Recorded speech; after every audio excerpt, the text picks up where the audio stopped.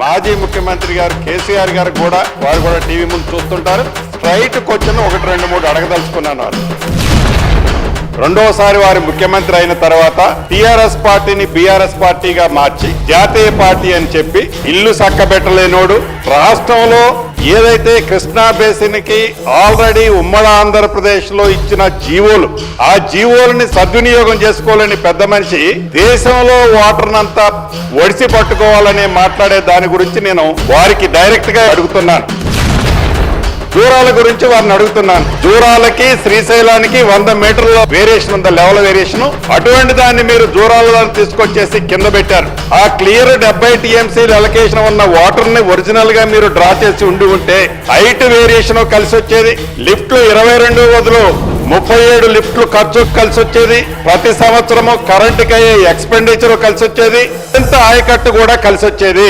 ఈ రాష్ట్ర ప్రజలకి దానికి సమాధానం సూటిగా మాజీ ముఖ్యమంత్రి గారు కేసీఆర్ గారు చెప్పాల్సిన అవసరం ఉంది. ఎస్ఎల్బిసి టర్నల్ శ్రీశైలంలో బురదతో సహా తీసుకుపోయే టర్నల్ ని సుమారు 93,000 క్యూసెక్ల వాటిని డిశ్చార్జ్ చేస్తుంటే ఆ టర్నల్ తవ్వకుండా ధనిక తెలంగాణ రాష్ట్ర ముఖ్యమంత్రిగా మీరు ఉన్నప్పుడు నిస్వార్థంగా మీరు టర్నల్ తవ్వి ఉంటే డెఫినెట్ గా ఆ వాటర్ ఈ రోజు నల్గొండ ఫ్లోరైడ్ ప్రాంత ప్రజలకు ఉపయోగపడేది.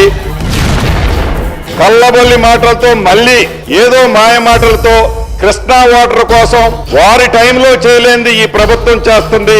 ఈ మైలేజ్ ఈ ప్రభుత్వానికి ఏడొస్తుందనే తాపత్రయం తప్ప, మీ స్వార్థం తప్ప ఇంకా ఏముందో కూడా దానికి సమాధానం సూటిగా మాజీ ముఖ్యమంత్రి గారు కేసీఆర్ గారు చెప్పాల్సిన అవసరం ఉంది.